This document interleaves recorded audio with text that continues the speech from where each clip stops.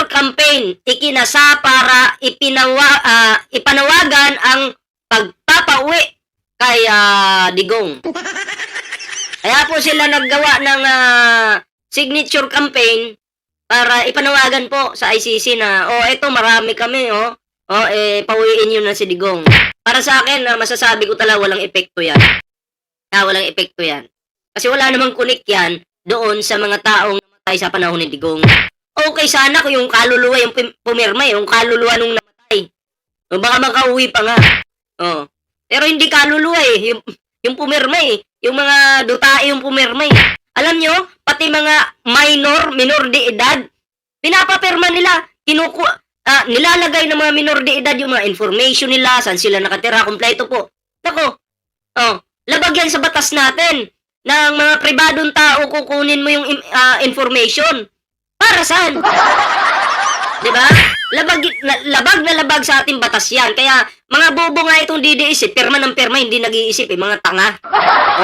Akalain mo, nandun yung edad nila, yung pangalan nila, saan sila nakatira, kailan sila pinanganak, kompleto po yan. Nilagay po nila doon sa signature campaign nila.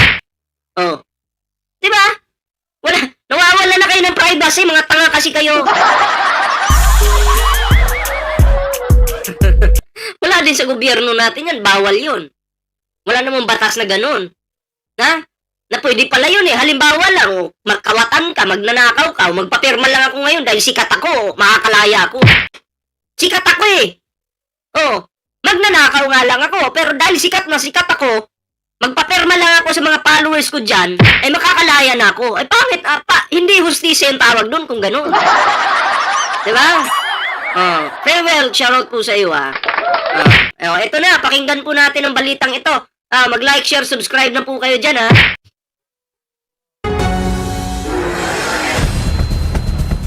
Nililibot ng mga taga-suporta ni FPRRD ang buong Pilipinas para manghagilap ng pirma. Ito nililibot ng taga-suporta ni Digong. Okay.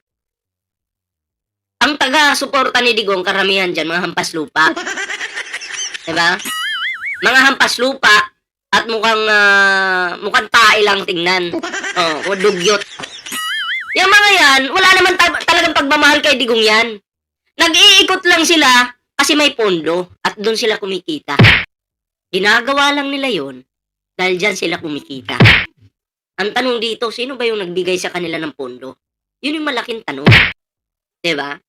Sabi niya, Sheldon Plankton, maligo ka muna bago ka mag-live. Sa totoo lang, ang walang ligo dito si Digong si Digong, dumi lang yan ang puwet ko. Si Digong, sabi ni Pulong, hindi daw naliligo. Naliligo naman daw, pero hindi nababasa yung paa. Ano yung tawag doon? Si Digong ay amoy tae na. Diba? Si Digong ay hindi pala, binabasa yung paa. Hindi yung paa niyan ngayon, mabaho. Bagay, kung ano yung tatay, ganun din ang mga supporter. Akalain mo yung mga supporter ni Digong, hindi naguhugas ng puke. Mga manyakis pa. Diba? Mga, ang babaho pa ng mga, katawan. Diba? Mukha pang, alam mo, yung iba dyan, mga pukpok. Diba? Yung iba, mga manyakis. Tinitira yung puno ng saging. Diba? Nabalahura tuloy yung tatay nyo. Ito pa. May dagdag pa si Freewell. Nag-aaway sa humba, mga patay gutom. Diba?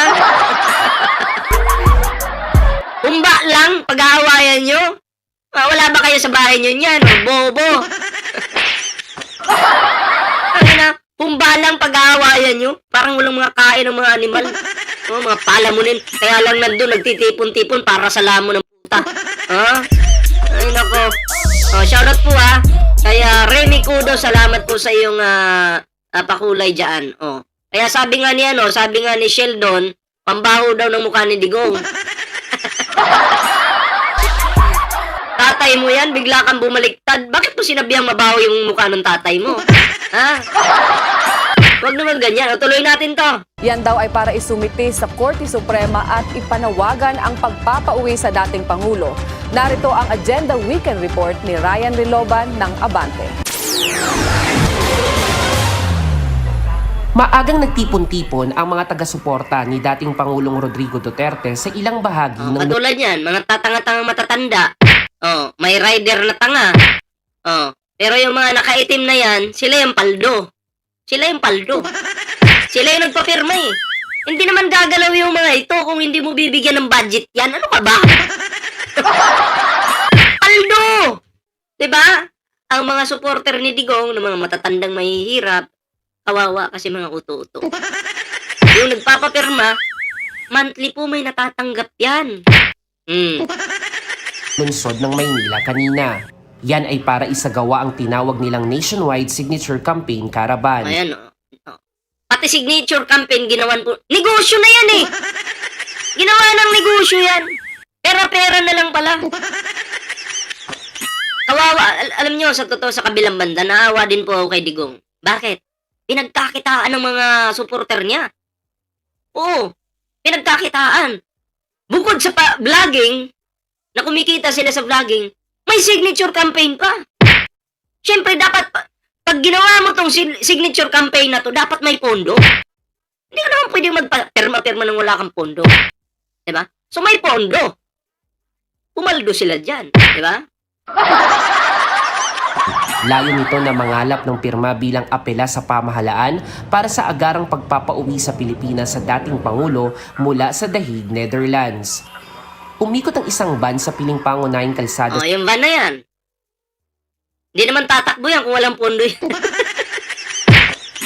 Diba? Siyempre, gas nila. Pagkain nila.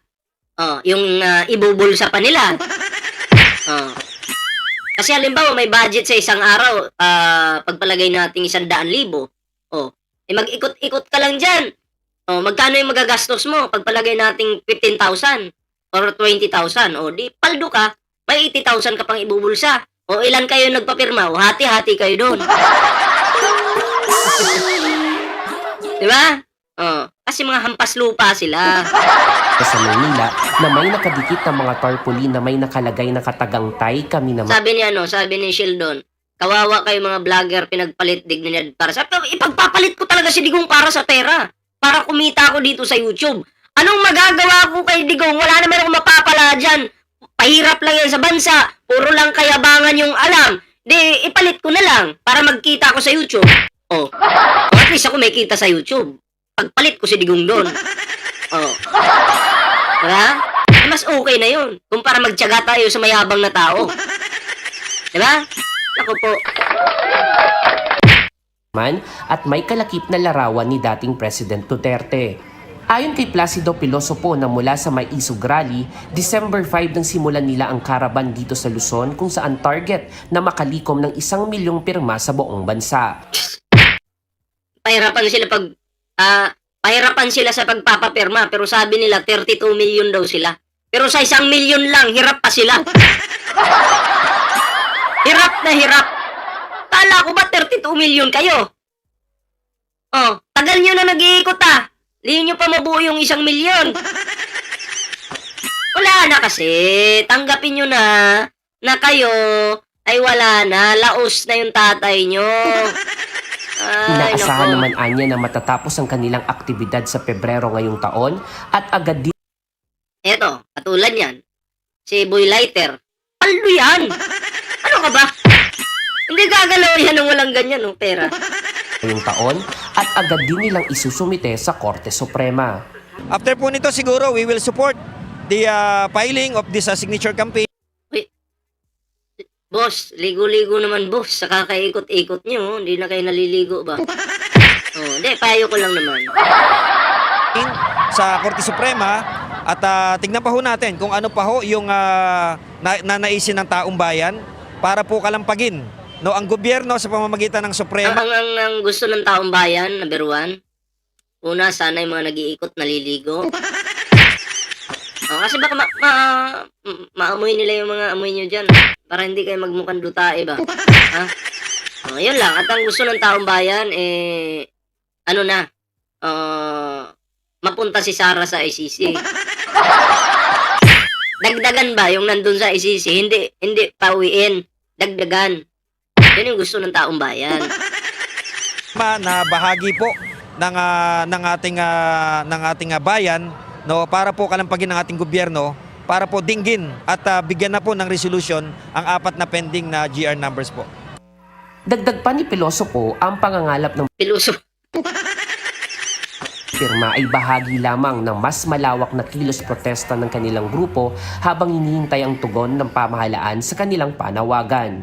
The highest court in the land is the Supreme Court. At sa palagay po natin, they're upholding the Constitution. At malinaw naman na sinasabi na illegal nga po yung pagpapadala. Kaya kailangan lang po. Walang sinabi yung Supreme Court ha, na illegal yung pagpapadala. Kayo yung may sabi niyan. Walang sinabi yung Supreme Court na, oy, illegal yung pagpapadala nyo doon kay Digong. Kasi may warrant naman kasi talaga. 'Di ba? Kasi ulit-ulit bago tayo tumalon sa bakod ng ICC palabas, nasampahan na sila ng kaso sa ICC. Pero sana kung nakatalo na tayo bago magsampa ng kaso, bawal na talaga yon. Kaso nakasampa muna ng kaso sa ICC. Sino sinampahan? Si Albayalde, si Digong, si Sara Duterte, si Bongo, si Bato. Nasampa na yung kaso doon. Bago pa tayo, nung nalaman ni Digong na nakapagkaso pala si Trillanes doon, sabi ni Digong, tangina, mayayari ako nito pag baba ko ng pagkapangulo. Kaya bibitaw na tayo sa ICC. Kakalas na tayo dyan. Kala ni Digong, maiisahan niya yung ICC. Kala ni Digong, maiisahan niya si Trillanes. Anong illegal? Naginip ka ba ng gising?